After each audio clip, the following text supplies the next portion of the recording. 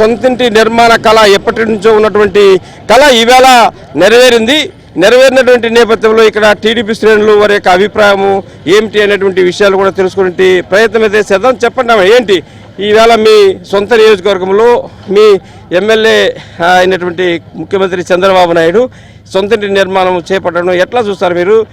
ఇది దేనికి సంకేతం? అందరికీ నమస్కారము.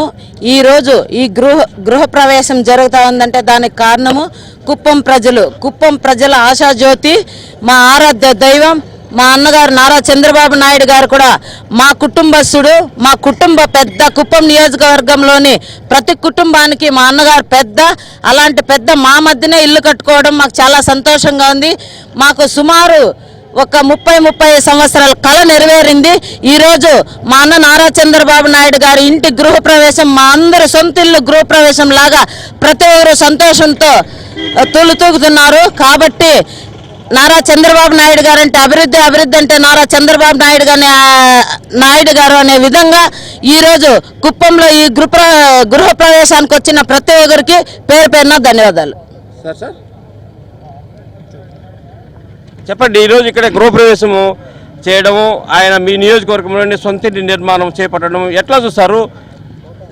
అందరికీ నమస్కారము. ఈరోజు కుప్పంలో చంద్రబాబు నాయుడు గృహప్రవేశం అంటే ప్రజలందరి గృహప్రవేశం లాగా ఇది. కుప్పం నియోజకవర్గ ప్రజల అందరి గృహప్రవేశం ఇది. ఆయనకు ఇక్కడ అవసరమే లేదు ఇల్లు, ఎందుకంటే ప్రతి ఇల్లు ఆయన ఇల్లే. కుప్పం నియోజకవర్గంలోని ప్రతి ఇల్లు ఆయన ఇల్లు, అవసరం లేదు. కానీ ప్రతిపక్షాల వాళ్ళ నోళ్లు మూయించడానికి, వాళ్ళు మాట్లాడే మాటలు మూయడానికి ఈరోజు ఇక్కడ ఆయన ఒక సొంత ఇల్లు అనేది నిర్మించుకోవడం జరిగింది. కానీ ఆయన మా గుండెల్లో ఉండే వ్యక్తి. ఎప్పుడు కానీ ప్రతి ఇంట్లో ప్రతి ఒక్కరి గుండెల్లో ఉన్న వ్యక్తిని ఈరోజు ఈ ఇల్లు కట్టడం అంటే ఆయన వాళ్ళకు బుద్ధి చెప్పడానికి, ప్రతిపక్షానికి బుద్ధి చెప్పడానికి, అదేవిధంగా ప్రజలకు అందుబాటులో ఉండి ఇంకా రాబోయే కాలంలో బోనమ్మ గారు మరి ఆయన కుమారులు అందరూ ఏదో అందుబాటులో ఉంటారు. కాబట్టి ప్రజలకు ఇంకా మెరుగైన సౌకర్యాలు అందించేదానికి బాగుంటుందనే ఉద్దేశంతో ప్రజాసేవ ఇంకా బాగా చేసి కుప్పం నియోజకవర్గ అభివృద్ధి రాష్ట్రంలోనే ప్రపంచంలోనే ఒక తలమానికంగా ఉండే విధంగా చేయాలనే ఉద్దేశంతోనే ఇక్కడ రావడం జరుగుతుందని తెలియజేస్తున్నాం.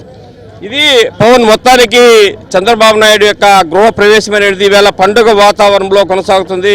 ఆ కుటుంబ సభ్యులందరూ కూడా లోపల వారి సాంప్రదాయ పద్ధతుల్లో పూజలు అనేవి కొనసాగుతున్నాయి. పూజలు ముగించుకుని 10 గంటల తర్వాత ఇక్కడ బయటకు వచ్చి ఈ వేదిక వద్ద అందరినీ కలిసి ఆయనకు శుభాకాంక్షలు తెలపడం కావచ్చు. ప్రజలను కలిసిన తర్వాత ఆయన ఇక్కడ ప్రజలందరికీ విందు భోజనాలు ఏర్పాటు చేయడం కావచ్చు. ఇవన్నీ కూడా ఇక్కడ చకచక కొనసాగుతున్నాయి. ఒక పండుగ వాతావరణంలో అయితే ఈవేళ ఇక్కడ గృహప్రవేశం అనేది కొనసాగుతున్నటువంటి పరిస్థితి మనము చూస్తున్నాం.